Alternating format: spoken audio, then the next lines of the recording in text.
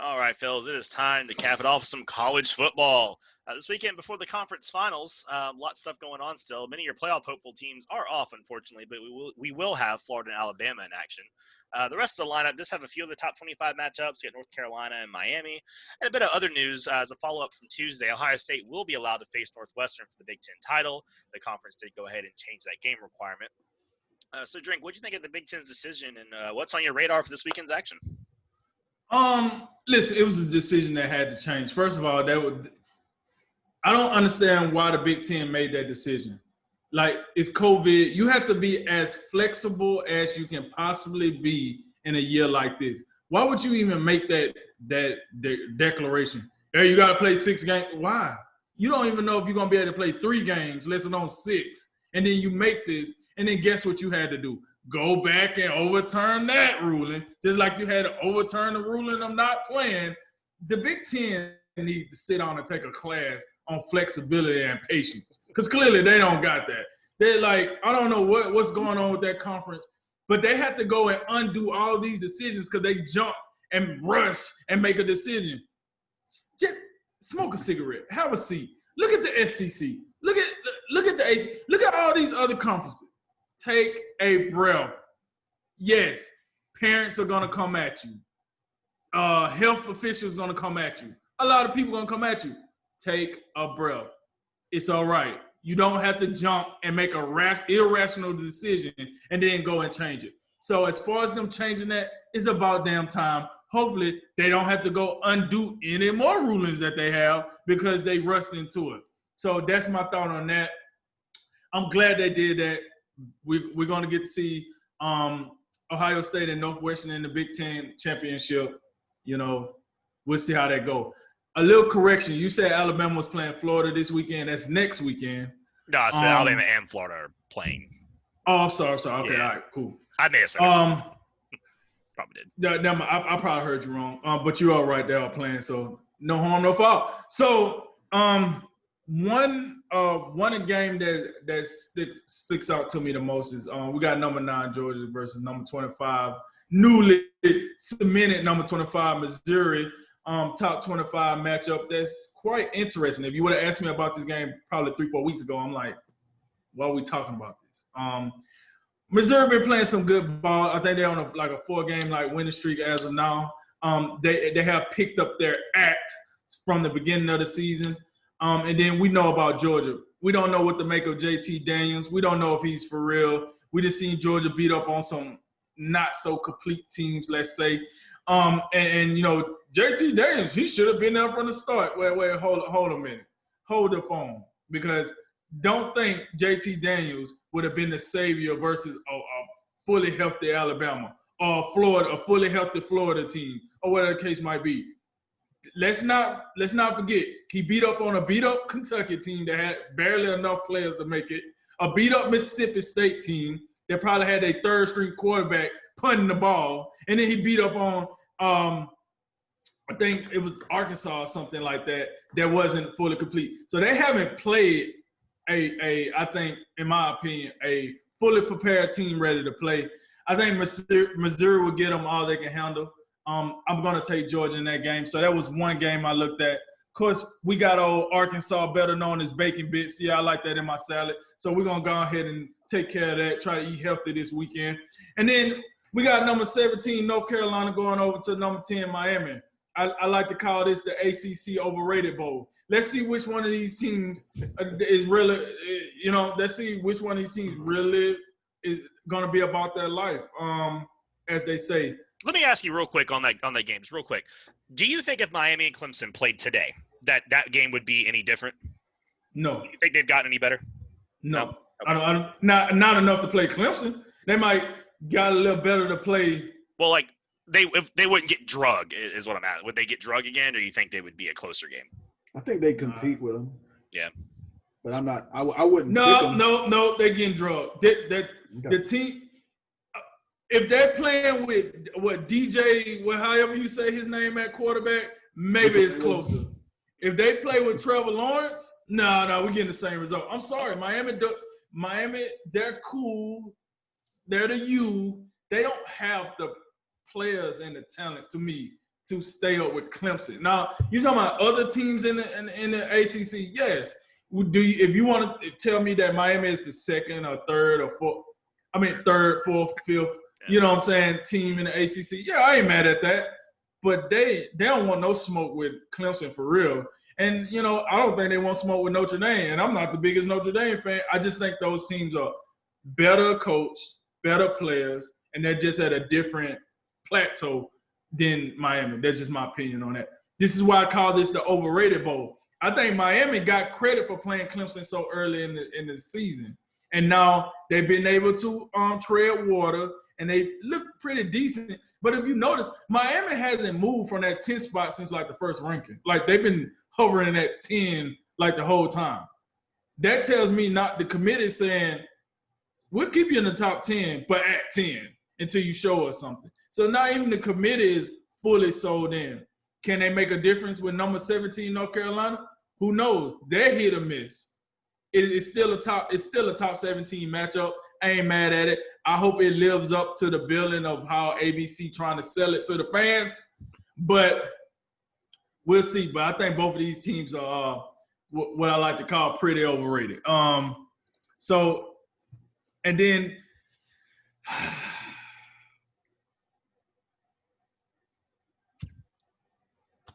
this is why ABC just got the SEC deal. Because when the rubber hits the road, they got to broadcast UCLA versus USC as the 7:30 ABC game. Jesus. Yeah, I just saw that right before you said it. I was like, what's he talking about? Oh, God. Is Chip Kelly still down there? And that's what I'm saying. That's exactly what I'm like. I don't remember. Chip still there? Let me hit up the research department. Like, that's the same thing I'm saying. Like, is Chip still there? I think USC gonna boat race UCLA, by the way. I think USC is I think they're a decent team. Do I think they can stack up with the powerhouses in the SEC or the Big Ten? Probably not. I mean, they might lose to Cincinnati. But I think because they're USC, they're undefeated, they're playing pretty decent football, it's a reason why they're going to be on primetime TV, because we know the overall goal of the college football landscape is to have at least one good team from each region of the United States to show parity, which don't really matter for much once the final playoff rankings come, because it's all down south for that fact of the matter. But, you know, that's neither here nor there. But, yeah, you got that game. I think that'll be interesting. I am interested to see if number 18, Cody Boys, I should say, BYU bounce back against San Diego State there. Let's see how many points they put up. What do you think, about 45? I hope so. They mad? This the revenge game? Better make me look good. You lost to the Chandeliers. Now you want to take it out on the Aztecs, huh? That's what's going to go on here? Huh? Yeah. All right. So I guess that's what we're going to see out of that. I mean, then we got Florida. Listen, Cody, you made it clear Florida is in action against LSU. That game is only interesting because people are about to bring out the measuring stick. Be like, hey, Florida, this is what Alabama did. We're going to need you to do the same thing. We're going to think a little less of you. So that game is interesting just to see what exactly do Florida do to try to outclass Alabama, because, you know, now it's all about measuring sticks at this point. So in a nutshell, man, few games, not many. But like I said, the game for me, probably Georgia and Missouri, to be honest. You know, and like I said, I look at Alabama and bacon bits. I look at Florida and the woeful Tigers. And, you know, I'm going to look at this North Carolina and Miami game, and that's probably pretty much it for your boy on college football this weekend until they bring back next weekend with some actual good old live action. Holla at your boy. Yeah, I hate to you know, rain on this cool parade of games, but it's not all that impressive. I think Drink went over quite a few games, and like most of them he went over. I'm just like, nah, I'm not really that interested. You're gonna have to sell me a little bit harder. I think the mere fact that he brought up Georgia and Missouri just speaks to the overwhelming, you know. Yeah. It's just, you know, the fact that you have to bring up that, and ESPN ain't even sold on the game because they got it on the SEC network. So they're not even sold on it. So, and then, you know, I think North Carolina and Miami is probably the most interesting game of the weekend, you know, that the kind of second tier type teams in the ACC. You know, the whole thing. You know, is the U back? And do we have to really stomach more of the turnover chain parade, or you know, will the Mac Browns come in there and you know do the thing with Sam Howells and such? But really, when you really want to know how bad this slate is, you need look no further. Drink already brought up one. He brought up the ABC game, which I don't even know if I'm Chris Fowler and Kirk Herbstreit. I don't even know if I show up for that one. I think that can you flex? You know, they flex games in the NFL. Can we flex commentators? Can we get something else? Maybe they can go up call Georgia, Missouri, since that's going to be such a barn burner. No, they need to. No, if I'm them, I'm like, yo, I want to go to the North Carolina and Miami game. This is bullcrap. That's right. That's probably the one. But also the Pac-12 gets the ABC game on at 7:30, which is it's a pretty prestigious spot. And but you know where Fox make their money? They on that big noon energy. And guess what they doing? They're doing Utah and Colorado. Oh my Lord, I can't. And I say, and then you keep going. You can Illinois, Northwestern, nah. Wisconsin, Iowa, nah. It's just so many games. I'm like, that's why I'm going bowling tomorrow. I'm not really going to waste a whole lot of time on some of this. I will be back in time for my boys. See if we can go on a terrific 2-game winning streak in the battle for the Commonwealth Cup. Yeah, that's Virginia Tech. We'll see if or maybe we'll start. I don't know, another 17-year losing streak to them. Hopefully not. But I think the biggest news. Is obviously, I think, the Ohio State development in the Big Ten.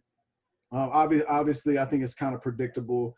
The Big Ten, they want to take this, they want to take this hard line, like, you got to play this many games to make the Big Ten title. And as soon as they feel like their conference is in some trouble, how they actually need this game now because, the committee, they're not going to look kindly on them if they play like 5 games and they don't have the Big Ten crown sitting on their heads. So, that's obviously interesting. I would kind of want to know if it was another team. Let's just say Indiana had beat Ohio State, and then Indiana was in danger of like not having enough games to qualify.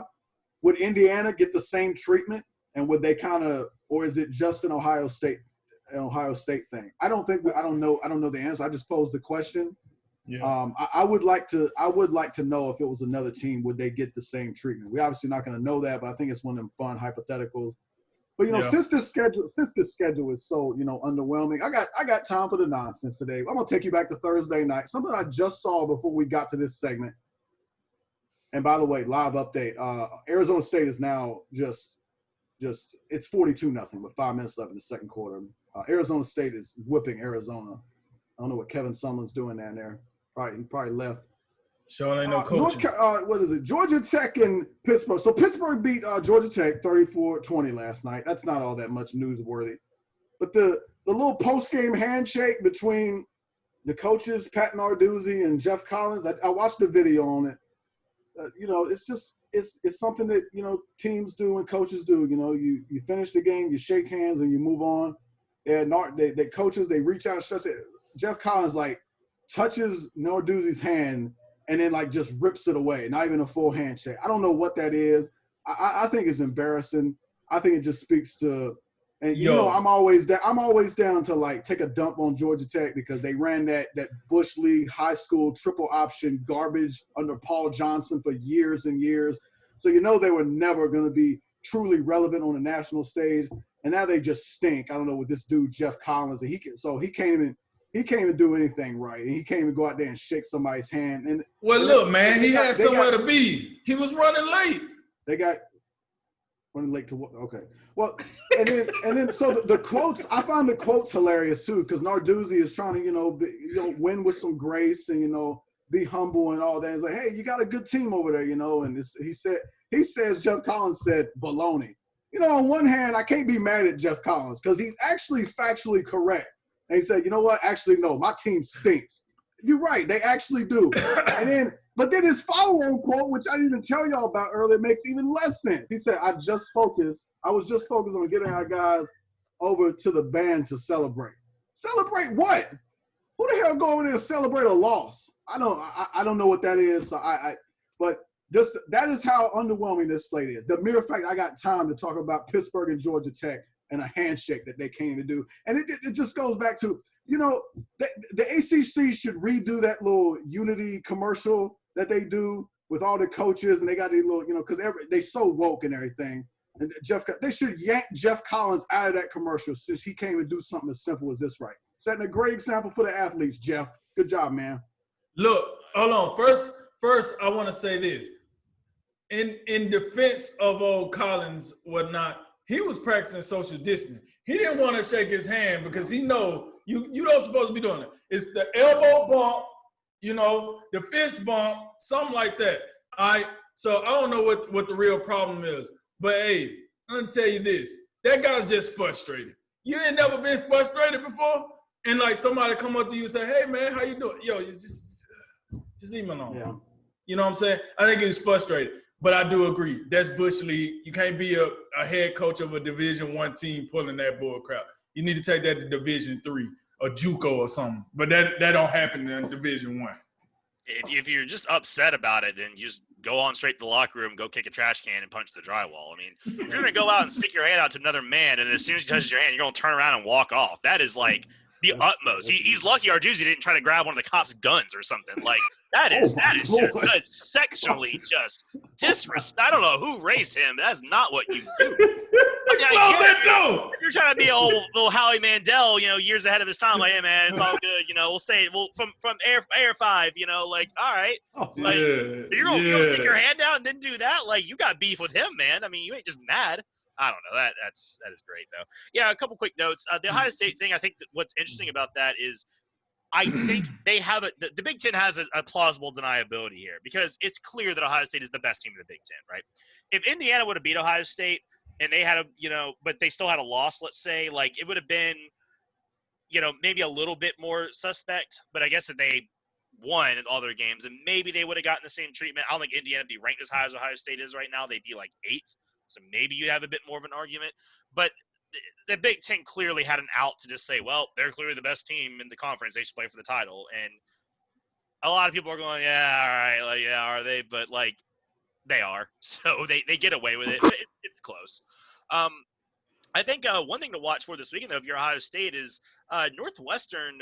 If they were to lose this weekend, they're playing Illinois. They're probably going to win. Illinois is not very good, but if they were to lose, that could kind of maybe jeopardize, because that's going to make your win look a little bit worse. Because I think a lot of people think that Ohio State is just a lock into the playoff now. Like, oh, they're getting the Big Ten, they're going to win. If Northwestern loses that game, they're not going to look as good in that win.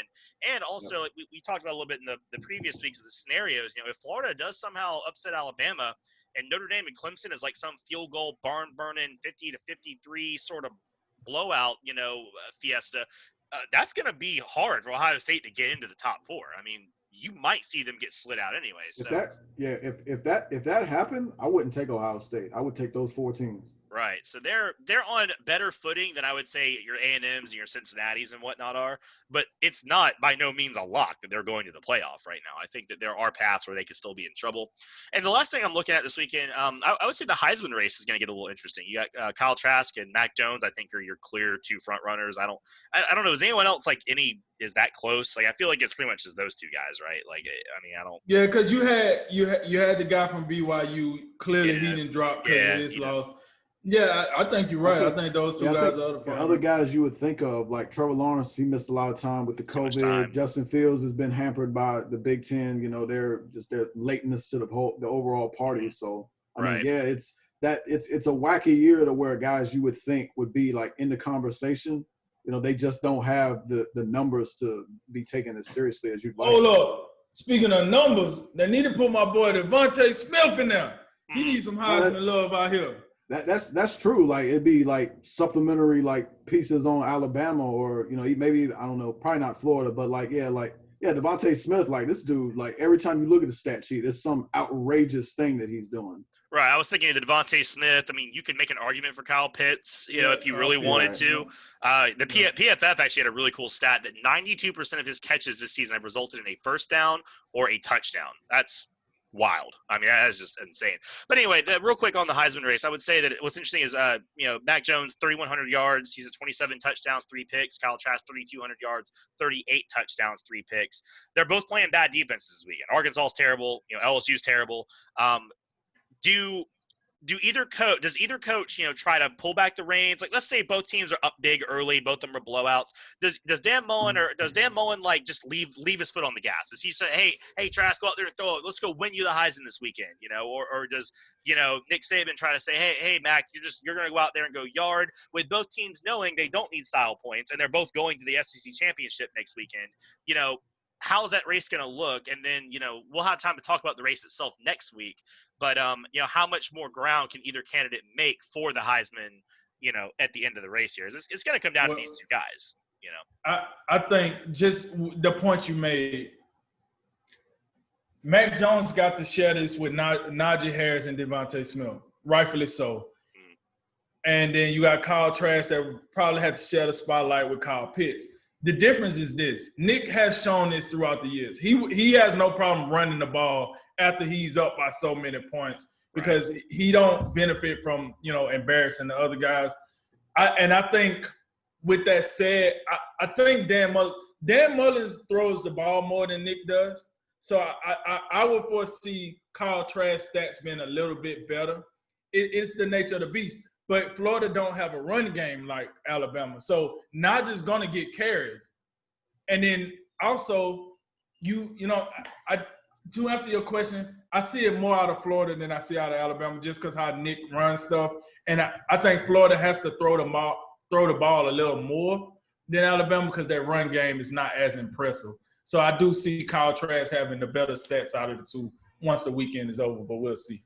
I think Trask has the advantage right now, but I think from a coaching perspective, I don't think the Heisman race and, padding stats, I don't think that's consideration, or it shouldn't be for either side. If you're in there talking about Heismans and padding stats, you're not focused on the real objective in my estimation. It's the championship. That's true.